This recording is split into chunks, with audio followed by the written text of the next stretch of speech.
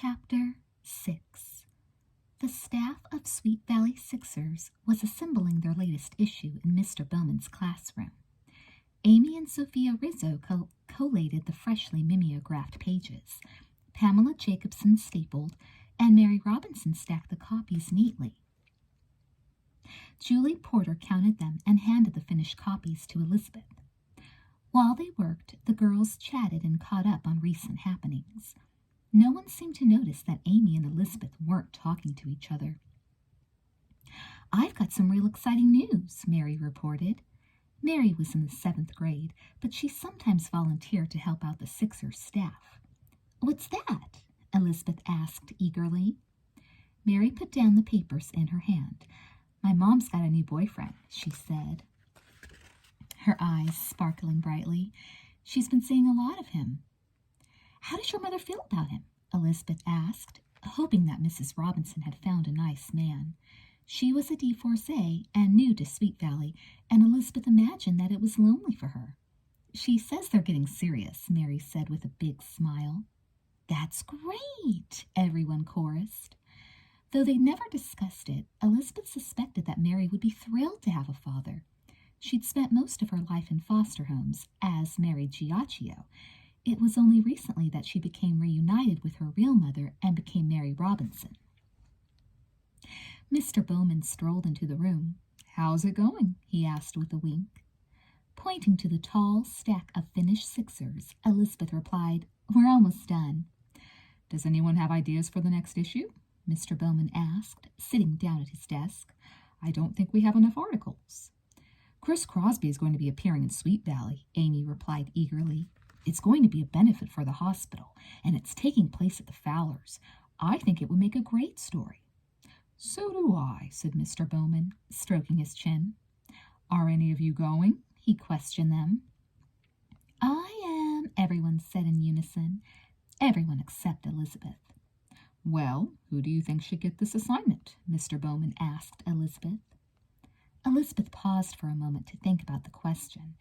She was sure that Amy would love the job, but when she looked over at her, Amy lowered her eyes nervously. Elizabeth suspected that Amy thought she wasn't going to be chosen because of their argument, but Elizabeth wouldn't do that to Amy. "I think Amy should do it. After all, she knows more about sports than any of us," offered Elizabeth. Amy broke into a smile. "Thank you," she said, though she didn't look at Elizabeth. "Fine. Any other ideas for articles?" Mr. Bowman asked. "How about a story on the Sweet Valley Symphony? My father could arrange an interview," suggested Julie, whose father was a professional musician. "That's a great idea," Elizabeth said. "You're such a good piano player. I think you'd be the perfect person to do this piece." Julie smiled shyly. "I'll talk to my dad tonight," she said. "That's a great idea, Julie. Any others?" "What about you, Elizabeth?" Mr. Bowman asked. Not really," Elizabeth admitted apologetically. Most of the time she had plenty of ideas, but now she was still upset over her argument with Amy. "But I'll come up with something for our next meeting," she promised. "Then we'll call it a day," announced Mr. Bowman, handing a stack of papers to each girl. Usually, Amy and Elizabeth distributed copies of the Sixers on the first floor, leaving stacks in the 6th grade homerooms, and the other girls brought them to the cafeteria and auditorium. But today, Amy started to follow Julie out of the room. "We'll take care of the cafeteria," Julie called as they left. Though Elizabeth tried not to show that anything was wrong, inside she felt it strongly. She missed Amy's company more and more. But what could she do? If she made up with Amy by telling her secret, she would be going back on her word. She wished Amy would try to understand.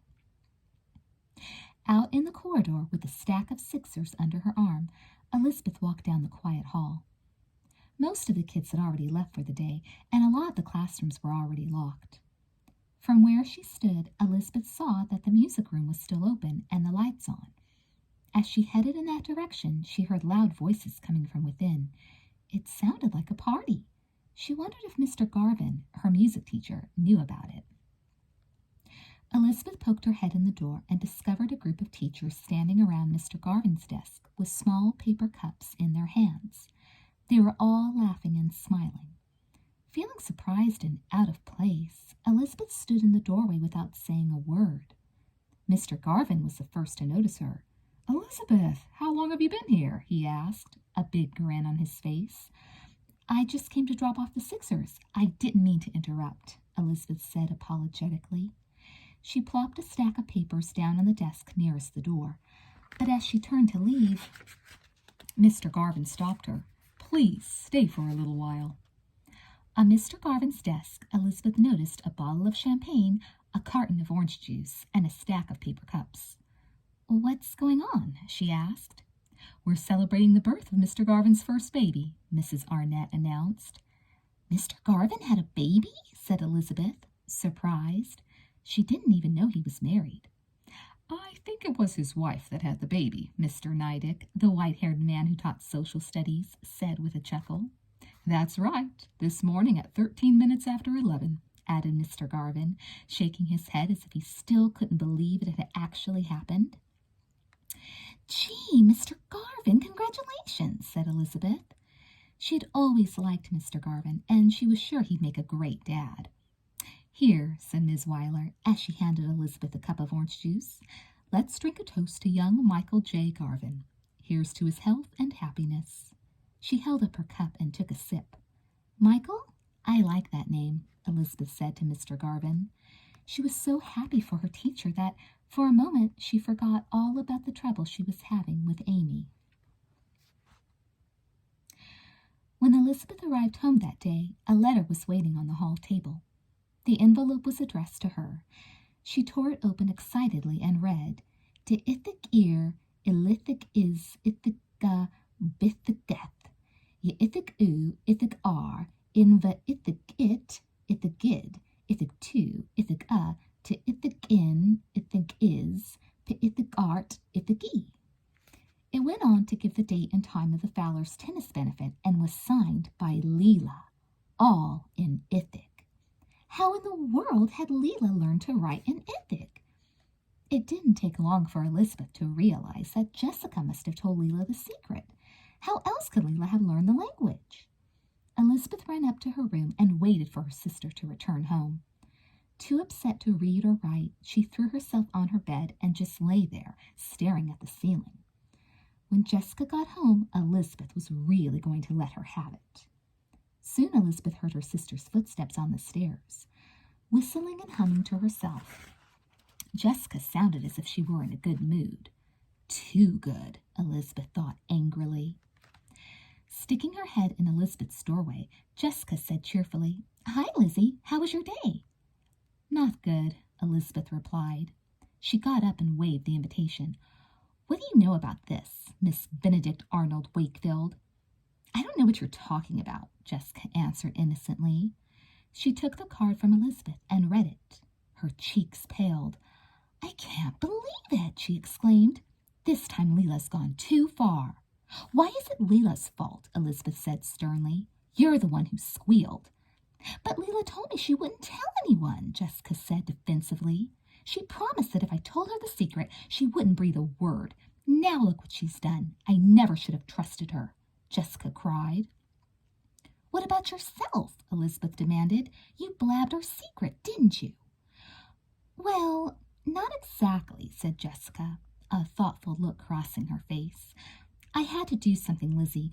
Our best friends were turning against us. I couldn't just sit back and let that happen." "You just wanted to get invited to Leela's party," Elizabeth cried angrily. "Isn't that right, Jess? You told her just so you could go to her stupid party." "Don't be so dramatic, Lizzie. You're making too much of this. We promised, or don't you remember?" "Of course I do," Jessica insisted. "Then admit what you did was wrong," Elizabeth demanded. "Why was it so wrong?" Jessica asked innocently. "You got invited to the party, didn't you? So what's the big deal? You broke your word. You went back on a promise. Doesn't that mean anything to you?" she said, her voice rising. "Sure it does, but so do friends and having fun," Jessica cried, her lower lip trembling. Large tears started to run down her smooth cheeks. "You don't have to act so high and mighty," she cried out. "Hey, what's going on up there?" Mr. Wakefield called from the foot of the stairs. Clearing her throat, Jessica jumped up and called back, "Nothing, Dad." Then she closed her sister's door. But a second later, they heard a knock. "May I come in?" Mr. Wakefield asked.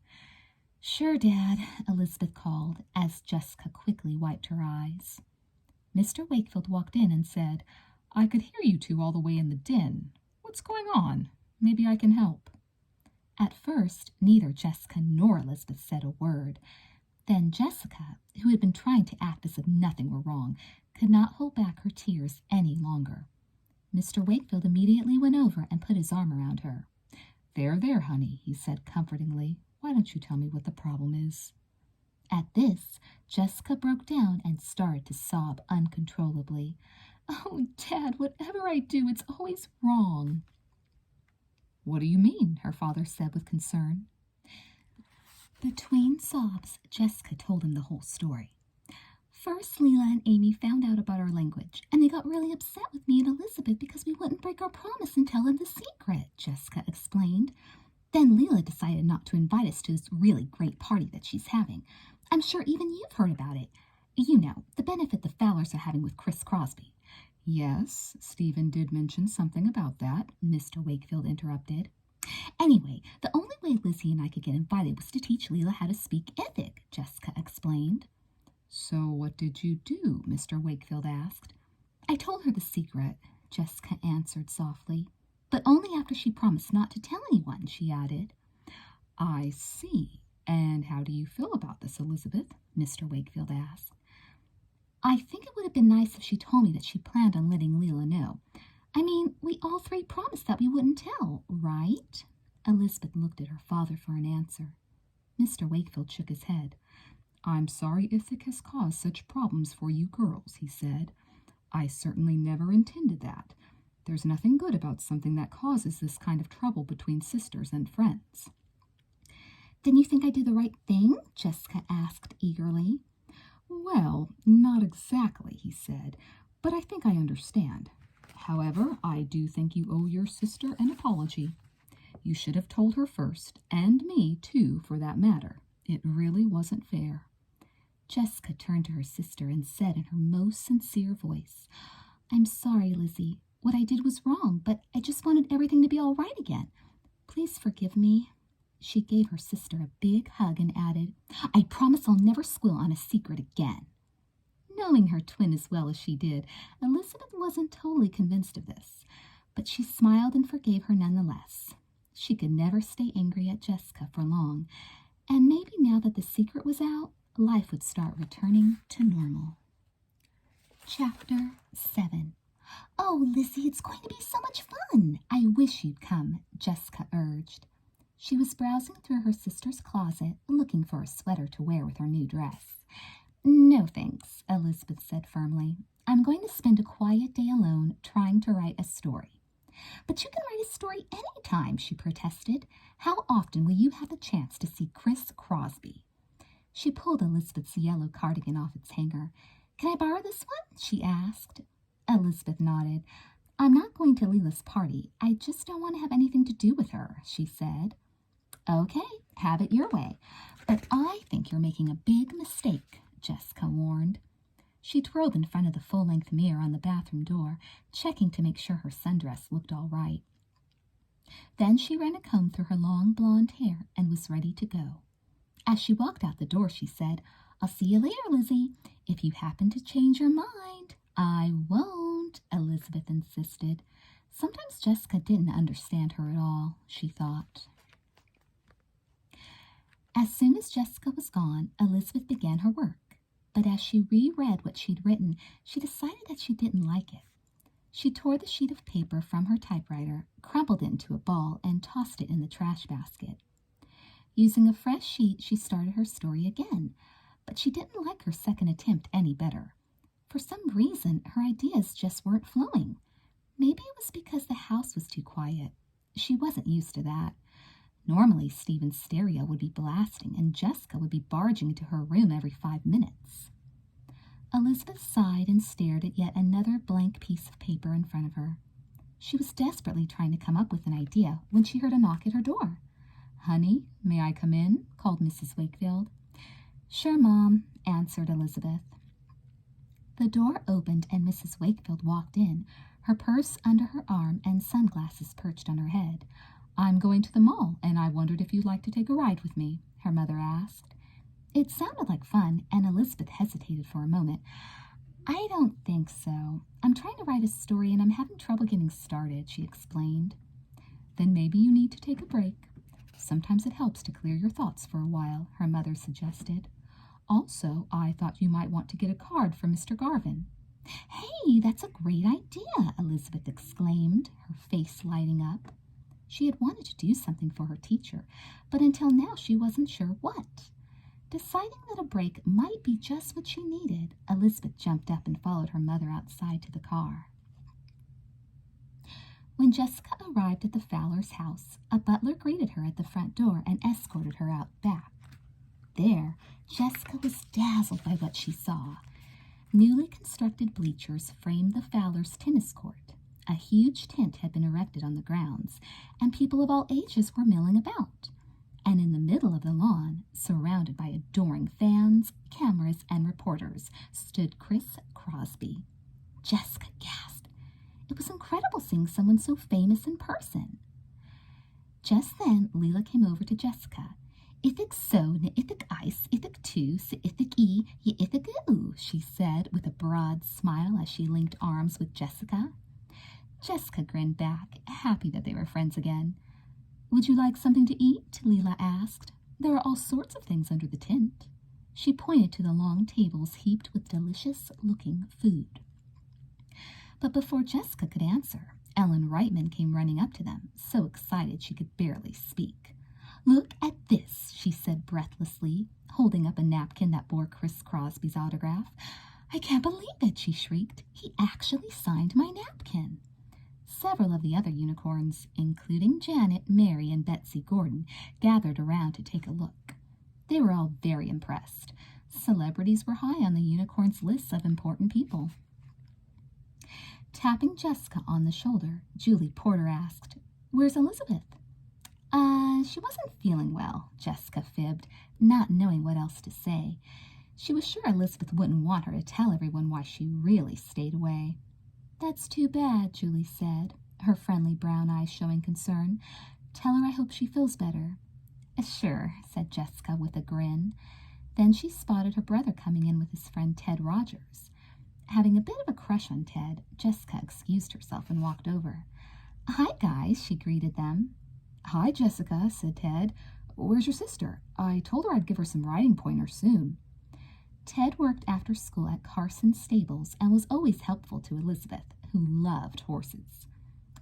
She's not feeling well," Jessica repeated. "I'm sorry to hear that." "Well, as soon as she gets better, tell her to come down to the stables." "She's sick?" Stephen interrupted. "When did that happen? She seemed fine when I saw her this morning." Shooting him a mean look, Jessica discreetly nudged him with an elbow. Mr. Fowler announced through a microphone that the match would be starting soon. The grown-ups were taking their seats in the bleachers. "We have our own special section," Leela informed her friends, pointing to the folding chairs that had been set up on the grass.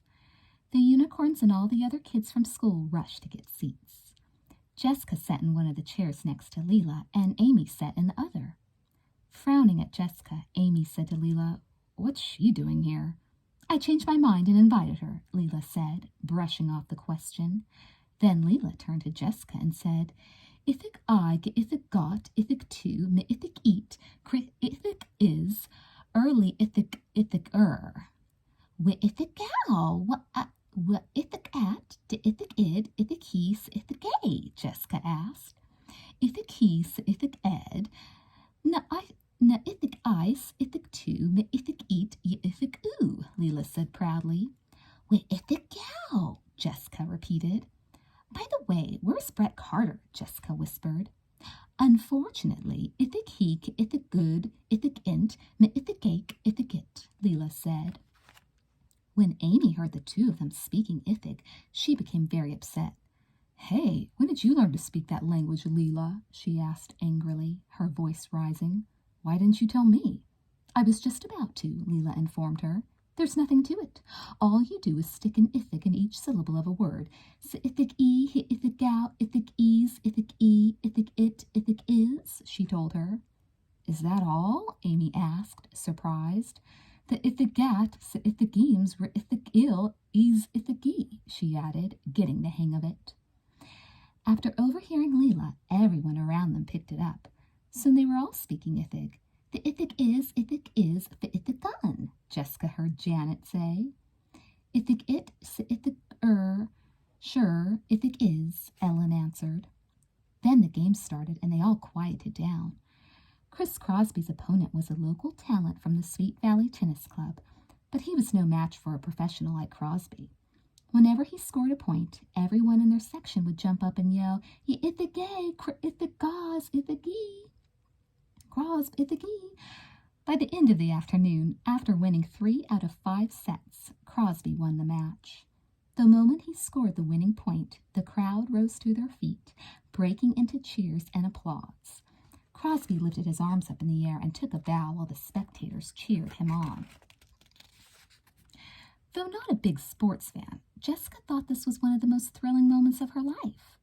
Joining the others, she stood and clapped until her hands hurt.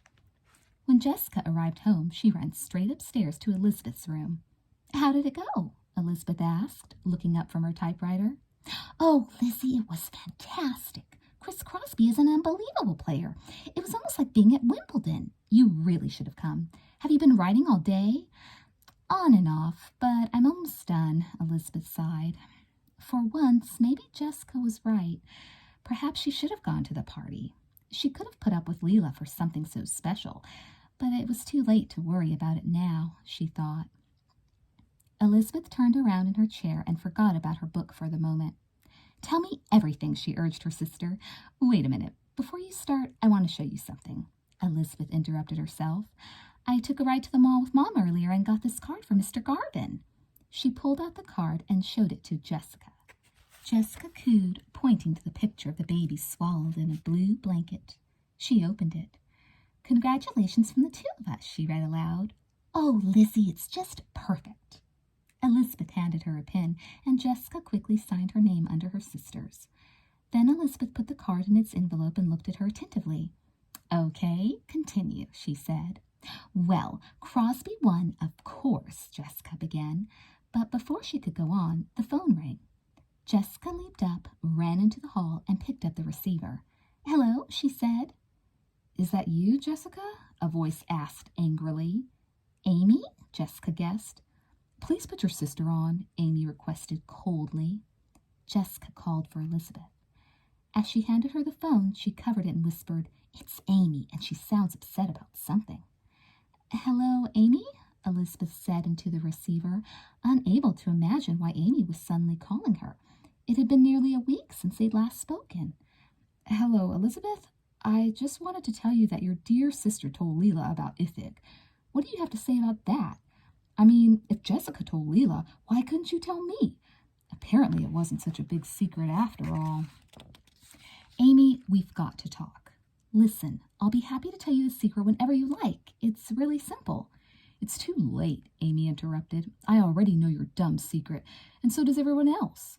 "Thanks, but no thanks," she yelled as she slammed down the phone. What did Amy mean? Had Jessica told everyone? Elizabeth wondered. But more important, would Amy ever be her friend again?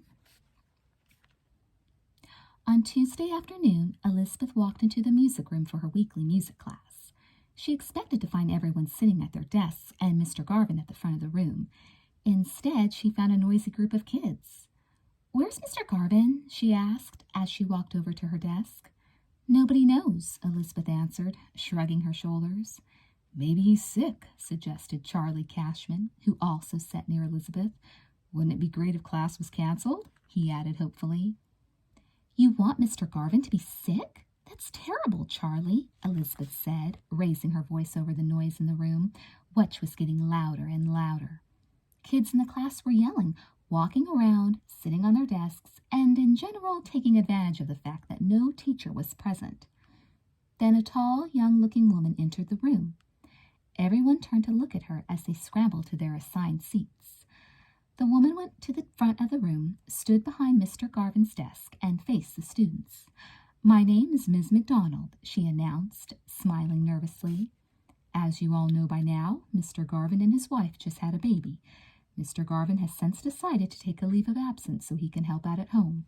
I'm pleased to announce that I'm going to be his substitute for the remainder of the year," she informed them. Elizabeth was happy to hear that Mr. Garvin and his new family were doing well, but she was also saddened that he wouldn't be teaching any longer. She hoped that Miss McDonald, with her wavy brown hair and pretty blue eyes, would be as nice as he was. Elizabeth heard people groan and mutter, "Oh, no." She guessed that almost everyone would miss their old teacher as much as she would. "Guess we don't have to worry about any tests today," Charlie joked loudly. His best friend, Jim Sturbridge, called out, "Since it's your first day, we won't have any homework, right?"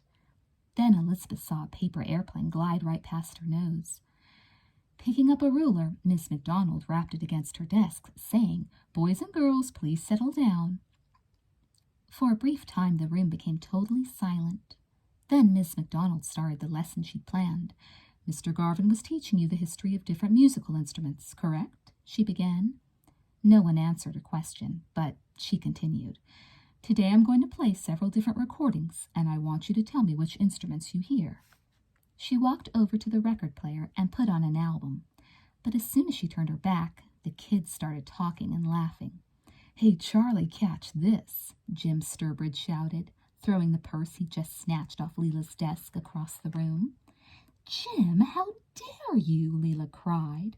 She rose from her seat and ran over to grab her purse from Charlie's hands. But by the time she got there, Charlie had already tossed it back to Jim. When Miss McDonald turned around, Leela was standing in the middle of the center aisle. "Just what do you think you're doing?" Miss McDonald asked her. "I'm trying to get my purse," Leela answered, pointing to the object that Jim was holding under his desk. "Is that her purse?" the teacher asked Jim. But Jim, a bully and a class clown, didn't say a word. Instead, he pointed to his throat and silently mouthed, "I can't speak. I've got laryngitis." All the kids immediately burst out laughing. Elizabeth saw Miss McDonald's face turn red as she looked furiously at him. "Answer me," she demanded, losing her patience. "If you don't give me an answer, I'll be forced to give you a week of detention," she threatened. With this, Jim spoke up. "I'm sorry, Miss McDonald. If the guy, if the gill, if the gee, if the gan, if the gilly, if the gee, if the gam." He got up and gave Leela her purse. "What?" the teacher asked, looking confused. "If the ev, if the germ, if the gind," Jim replied with a cunning smile. Elizabeth was shocked that Jim Sturbridge knew Ithig. She remembered Amy saying that the secret was out and everybody knew it. At the time, she thought Amy was exaggerating, but now she knew it was true. Most of the other kids were laughing hysterically at what was going on. Miss McDonald's face was red, and she looked as if she were about to start crying. She pounded her desk, trying once again to bring the class to order, but it was no use. "If the gears, if atch, if the giz," Charlie yelled to Jim as he tossed him an apple that he'd taken from his book bag. Then Jim threw the apple to Jerry McAllister, who started to eat it. "Ithig and ithig I, ithig gav, ithig ithig get bite," someone called from the back of the room. "Ithig me to ithig goo," shouted someone else. Elizabeth couldn't believe her classmates could be so cruel. After all, there didn't seem to be anything wrong with Miss McDonald. The way the kids were acting was terribly unfair. No one even gave her a chance. Miss McDonald was so upset she couldn't say a word. Everyone was speaking Ithig, and she couldn't understand a word they were saying. She sat at her desk with her head in her hands as the students continued to carry on. When she looked up, her eyes were red and her face was sad. Elizabeth desperately wanted to help her. But how? Chapter 8. "Oh, I'm so sorry. I was looking for Mr. Bowman," Amy apologized as she opened the door to his empty classroom and found Elizabeth sitting alone, working at one of the desks. "He already left. He said something about a dentist appointment," Elizabeth explained as she looked up.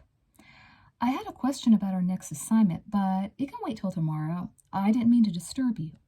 Amy started to close the door. No problem, Elizabeth called, trying to be friendly. By the way, I just read your article and I think it's terrific. Oh, thanks. Thanks a lot. I worked really hard on it, Amy said, her face beaming with pride. Well, you did a great job. Your descriptions were so clear I almost felt like I was there myself, Elizabeth complimented her. That's a really nice thing for you to say, Amy volunteered, adding, especially after some of the things I've said to you recently. Then both girls opened their mouths at the same time. I've been thinking, Elizabeth started. I wanted to tell you, Amy began. Breaking into laughter, they smiled at each other for the first time in more than a week. With her head down, Amy walked over to where Elizabeth was sitting. Listen, she said, softly, her blue eyes misting over. I've acted really silly. I don't know why I got so upset. I wouldn't blame you if you never forgave me. Things just aren't the same without you, though. Elizabeth was so happy she felt like crying. Forgiving Amy at once, she said, I've missed you too, and I'm really sorry about— Shh, Amy interrupted, holding her finger to her lips. I'm the one who should apologize. I'm the one who acted like a spoiled brat. You didn't do anything wrong, Elizabeth. If you and Jessica have a secret, that's your business. Leila had me convinced that there was something more behind it. I'm willing to forget the whole thing if you are. For if it ends? Elizabeth asked, grinning warmly. For if it ends, Amy declared, throwing her arms around her friend and hugging her. We should celebrate, Elizabeth suggested brightly. How about getting sodas at the Dairy Burger? Said Amy. Sounds good to me. Elizabeth gathered together the papers on her desk. This was one time when the Sixers would just have to wait, she told herself happily. Leaving school, Amy and Elizabeth walked outside and saw Leila, Charlie, and Jim on the lawn. They were all excitedly discussing something. As Elizabeth and Amy walked over to them, they heard them saying, This'll really do her in. She's going to learn her lesson the hard way. When Leila saw them, she called out, Amy, Elizabeth, come over here. We want to tell you our plan. What's going on? Amy inquired. What are you talking about? Said Elizabeth, puzzled. We're talking about that awful Miss McDonald, Leila said, and sneered. We've got the perfect plan for ruining her future in Sweet Valley, she continued meanly. But how do you know she's so bad? Nobody even gave her a chance. Maybe she's really nice, protested Elizabeth. Even before hearing the plan, she knew she wasn't going to like it. What do you mean? You saw how she acted, Charlie shot back. If she yelled at you, believe me, you'd hate her too, Leila cried. She's so nervous, she doesn't know what she's doing. I think she was the one who didn't give us a chance, Charlie added. And do you know what I heard? Leila said. This afternoon when I was in the office, I heard the secretary say that the district supervisor is coming to our music class next week. Ms. McDonald is probably being reviewed for a permanent position here. So this is a plan, Jim interrupted, looking at Elizabeth and Amy. When the supervisor comes to our music class, we'll only speak Ithig. Got it? Ms. McDonald's going to go crazy, and she'll probably get fired right then and there, he explained, smirking. That's a horrible idea, Elizabeth exclaimed. You can count me out, said Amy. I think it's brilliant, Leila declared. Are you saying that you're not going to help us? She asked. That's right, Elizabeth and Amy shouted in unison. There are always one or two party poopers in the group, Leila hissed back at them. It doesn't matter, Jim commented with a snort. We can pull it off without them. Why don't you think about what you're doing? It's an awful thing to do, Elizabeth pleaded. But her classmates didn't pay any attention. She and Amy turned away and left. But all the way down the block they could hear Leila shouting, Party poopers, party poopers. When Elizabeth got home from the Dairy Burger that afternoon, she ran upstairs, dropped her books on her desk, and immediately went back outside. She climbed into the huge pine tree in the backyard and sat on the lowest branch. This was her thinking seat, the spot she came to whenever she needed to be by herself and do some serious thinking. In her mind, all Elizabeth could see was the frustrated expression on Miss McDonald's sad face. To Elizabeth, the teacher seemed young and inexperienced, not mean and nasty. It was almost unbearable to think about what the class had planned for her. Nobody deserved to be treated that cruelly, Elizabeth thought. Suddenly she had a terrific idea. If she told Miss McDonald the secret of Ithig, Leela's plan wouldn't work. The more Elizabeth thought about it, the more excited she became. Of course, if Leela or the others found out, they'd be furious with her. But that was a chance she'd have to take. It was the only way to help Ms. McDonald. "Hi, Jessica," Elizabeth called, jumping up and waving as she saw her sister approaching the back door. "Hi, Lizzie. What's new?" Jessica called. "Nothing," replied Elizabeth, though this wasn't exactly the truth. She had no intention of telling Jessica her secret. If Jessica slipped and told Leela, the plan would be ruined. She couldn't risk telling a single person.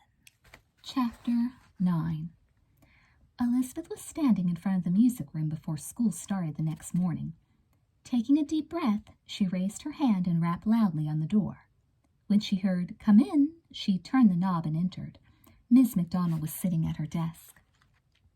"May I have a word with you, Ms. McDonald?" Elizabeth said softly. "Yes, of course," the teacher replied. "I'm Elizabeth Wakefield," Elizabeth said, walking across the room. "I know," smiled Ms. McDonald, "and you have a twin sister named Jessica. Why don't you have a seat?" the teacher offered. Elizabeth liked her more already. She was really very friendly. Elizabeth pulled up a chair and cleared her throat. Trying to be delicate, she said, "You're probably aware that some of the kids, they don't seem to get along with you." That brought a smile to Ms. McDonald's face. "I would say that's putting it mildly," she admitted. Elizabeth continued, "I hate to squeal, and it wasn't easy for me to do this, but the other kids are planning something really bad when the district supervisor comes. They hope you'll get fired." Ms. McDonald remained calm. "What are they planning to do?" she asked. Elizabeth kicked at the trash basket with the toe of her shoe. "Well, remember when they were speaking that strange language last week in class? It's called Ithig, and when the supervisor comes, that's all they're going to speak." To Elizabeth's complete surprise, Miss McDonald broke out laughing. "Ah, yes, the dreaded Ithig," she said, continuing to chuckle to herself. "But I thought of a way to help you," Elizabeth explained. "If I told you how it works, you'd be able to understand what they were saying. Then you could explain to the district supervisor." Miss McDonald interrupted with a question. "Ye ithig oo, ithig aunt, ithig two, to ithig each, ithig me, ithig?" She finished her sentence, folded her hands on her desk, and looked at Elizabeth. Elizabeth couldn't believe her ears. How did Miss McDonald ever learn to speak Ithig? Sensing Elizabeth's surprise, the teacher explained, "I certainly hear it enough around this place. You kids seem to be obsessed with it, so I just figured out how it works by hearing it around school. It's really quite simple." Elizabeth was very impressed that Miss McDonald could pick up the language just by hearing it. Most people got so confused. Miss McDonald laughed and said, "Elizabeth, how do you think children learn to speak? Or how do you think people learn foreign languages?" Miss McDonald winked at her and added, "But I have a pretty good ear, if I do say so myself. After all, I'm a music teacher." After a minute's thought, Elizabeth realized that it made perfect sense. Of course someone could figure out Ithig if that person had a good ear. Miss McDonald was certainly proof of that. "Now I feel silly," Elizabeth confessed. "Whatever for?" the teacher asked. "I had no idea you could speak Ithig," Elizabeth explained. "Well, I couldn't a few days ago, but now I think I've got the hang of it," Miss McDonald told her. Then she rose to her feet and said, "Thank you for wanting to help me, Elizabeth. It's nice to have a friend." "It only seemed fair," Elizabeth replied shyly as she got up to leave. She smiled to herself, thinking of the surprise that her classmates were going to have when they discovered that their secret language wasn't so secret after all. Chapter 10. When Elizabeth's class filed into the music room the following week, the short, balding district supervisor had already arrived and was talking to Miss McDonald. Putting her hand to her head as if she had a headache, Amy groaned. "I'm not looking forward to this. Poor Miss McDonald, she whispered in Elizabeth's ear as they took their seats. Elizabeth nodded sympathetically. Meanwhile, most of the other kids were giggling and looking at each other with mischievous glints in their eyes.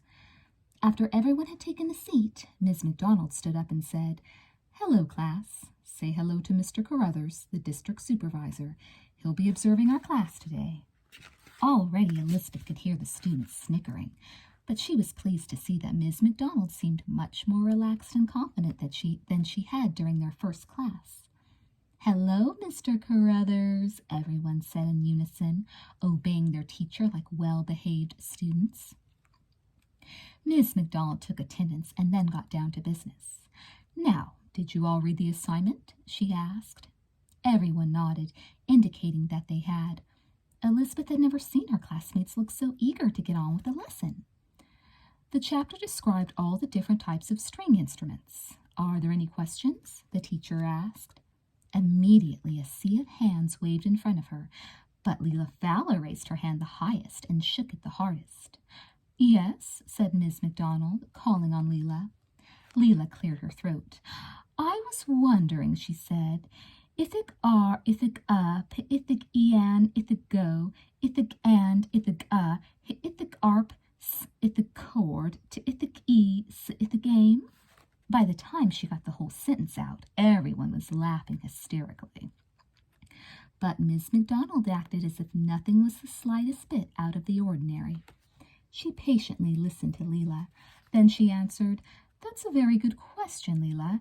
To ithig e, ithig ants, ithig ger, ithig is, ithig no, the ithig gut, the ithig gare, the ithig oath, stra ithig ing, ithig in, stra ithig ithig ints. Does that answer it for you?" she said matter-of-factly. Leela was so shocked her mouth hung open. Elizabeth smiled. Her classmates were all looking at one another with wide eyes. She overheard Leela hissing at Jim Sturbridge. "What happened?" "Someone must have snitched, but it wasn't me," Jim shot back. "I want to know who it was," Leela whispered, enraged. She looked around the class accusingly, but, of course, no one admitted to being the culprit.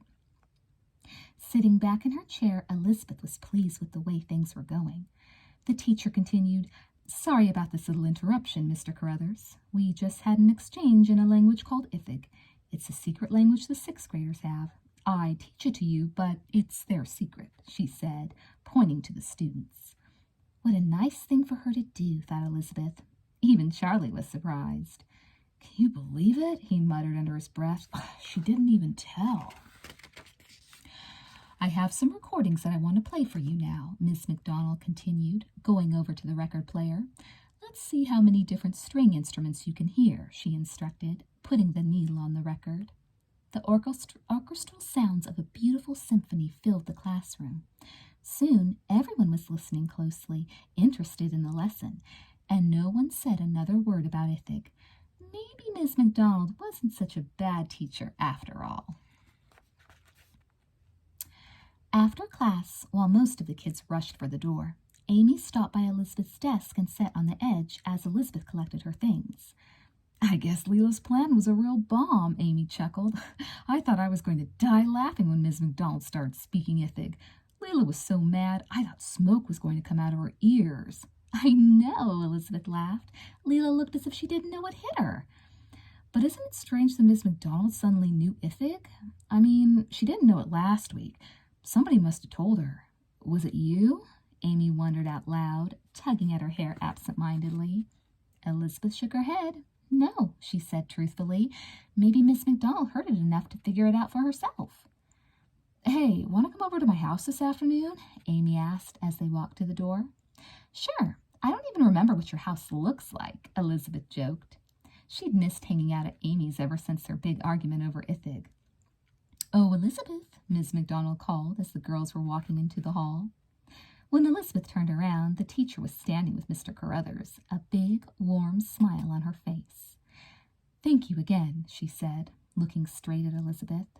She winked. Elizabeth just smiled back at her as she left the room. "Huh? What does she mean by that?" Amy asked suspiciously as soon as they were out in the hall. Elizabeth just smiled mysteriously and pointed to the group of kids gathered in the corner. Leela was at the center of the group, making a big fuss about her foiled plan. "When I find the squealer, there's going to be big trouble," Leela threatened. Her pretty face twisted into an angry scowl. "Come on, Leela," said Jim Sturbridge.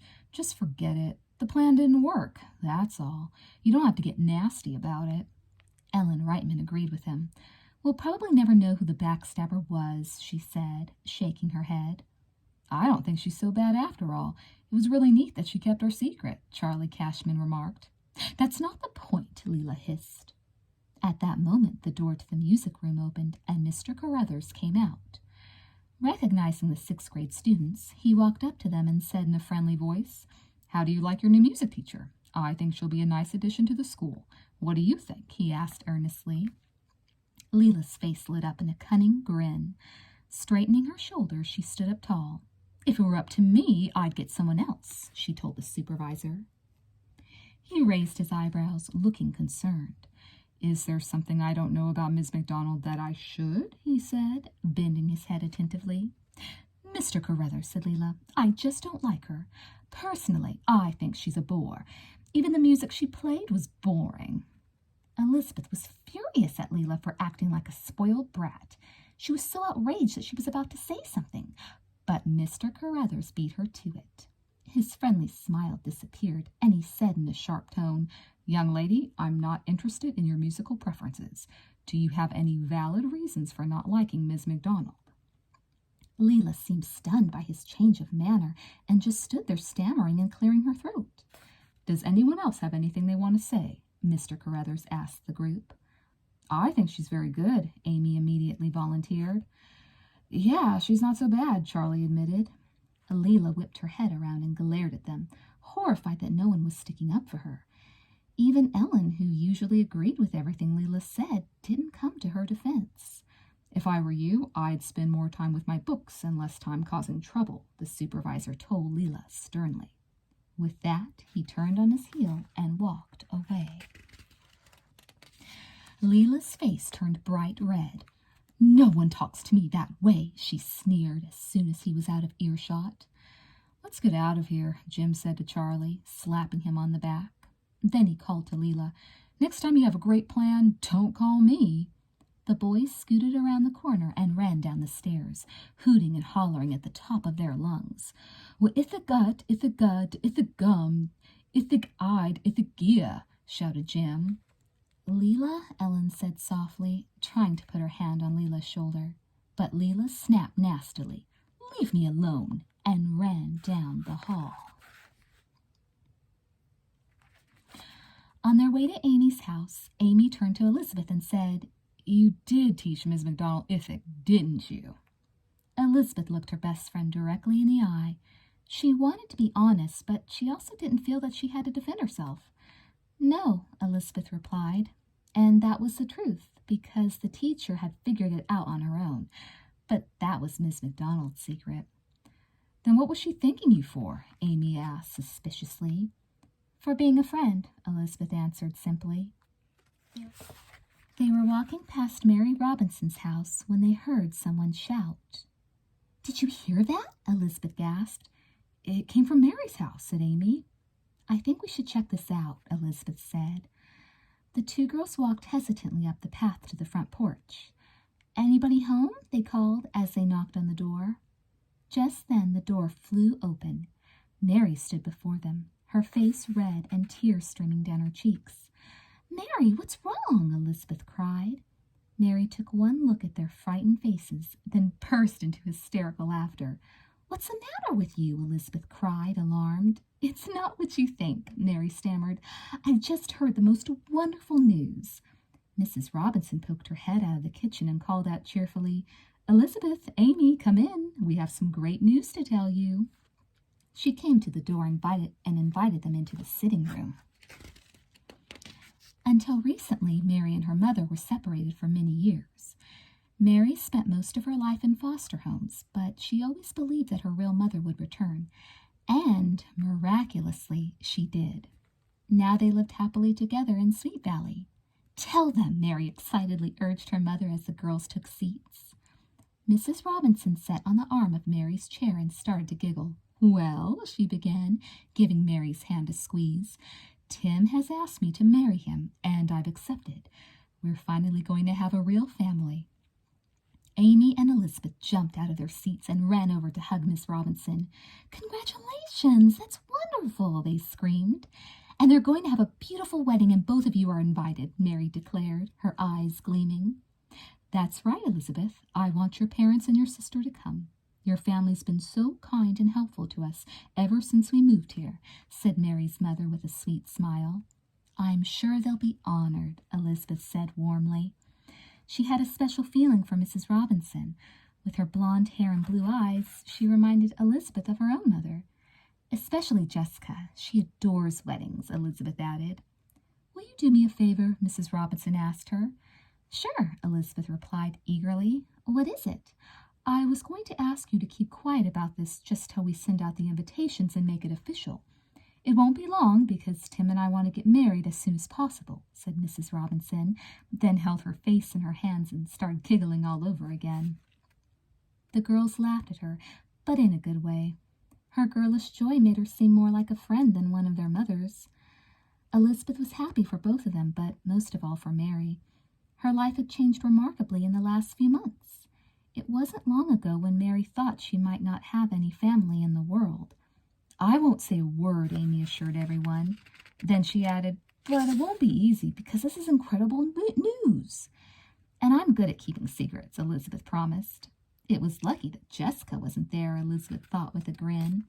In a million years, Jessica wouldn't be able to keep quiet about a secret this big.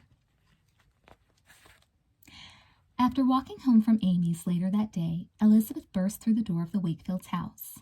"Anybody home?" she called out. Jessica came out of her room and called back from the head of the stairs. "Hi, Lizzie. Where have you been?" As Elizabeth ran up the steps, she casually replied, "With Amy and Mary." Every time she thought about Mary's mother, she had to bite her lower lip to keep from grinning. She dropped her books and sat down on the top step next to Jessica. Though she was overflowing with excitement about the wedding, she didn't dare let on. But Jessica wasn't fooled for a moment. She took one look at her sister's face and said, "Something happened. Tell me." But Elizabeth just shrugged her shoulders as if she didn't know what her sister was talking about. "Elizabeth Wakefield," Jessica yelled, playfully pinching Elizabeth's arm. "I know you better than you think. You're keeping something from me. I know it." "All right, I won't deny it. But it's a secret, and I can't tell you," Elizabeth confessed. "A secret?" Jessica shrieked. "What do you mean you can't tell me? You can't tell your own flesh and blood? Your only twin in the world?" Jessica went on in dramatic outrage. "You'll find out soon enough," Elizabeth said with a mischievous smile. "Please, Lizzie," Jessica pleaded in her sweetest voice. "I promise I won't tell anyone." Elizabeth broke out laughing. "With your track record, you expect me to believe that?" she kidded Jessica. A week later, Jessica and Elizabeth came home from school and found 2 ivory-colored envelopes, one addressed to each girl, waiting on the hall table. "I wonder who they're from," Jessica cried excitedly as she tore open her envelope. "We'll soon find out," declared Elizabeth, opening hers at the same time. Though she knew exactly whom it was from, she didn't let on. "Maybe these are the invitations to Mrs. Robinson's wedding," said Jessica. "Yes, I'm right. This is so exciting," she exclaimed. Elizabeth was shocked. "You knew about the wedding?" she asked. "Oops," said Jessica. "I wasn't supposed to tell. You see, Mary swore me to secrecy, but I guess it doesn't matter now," she went on. Just then, the front door opened and Mr. Wakefield entered, carrying his briefcase. He'd just gotten home from work. "Ithig gow, ithig gar, ithig my, ithig ave, ithig gur, ithig it, ithig ins," he asked with a smile. "Guess what? Mrs. Robinson's getting married, and we're all invited to the wedding," Jessica shouted. There was another invitation for Mr. and Mrs. Wakefield, which Jessica grabbed and showed to her father. "The ithig is, gur ithig eight," he exclaimed, looking it over. "Wa ithig il, ithig av, ithig gab, ithig gall." "I can't wait. I just love weddings," said Jessica, holding the invitation to her chest. "Why don't you two speak Ithig any more?" he wondered out loud as he took off his coat. It's not a secret, so it's not nearly as much fun, Jessica mused. Personally, I'm sick of secrets, admitted Elizabeth. But at least Jessica was learning how to keep them, Elizabeth thought proudly. Besides, Dad, we've got much more important things to discuss than Ithic, Jessica announced. Oh, really? What's that? Asked Mr. Wakefield, looking slightly amused but a little hurt. What we're wearing to the wedding, of course, laughed Jessica. Mr. Wakefield smiled understandingly. Well, maybe you've lost interest in Ithic. The Ithigut, Ithici, Ithic have Ithigant, he declared. Is there yet another surprise in store for Mary's friends? Find out in Stretching the Truth, Sweet Valley Twins, number 13.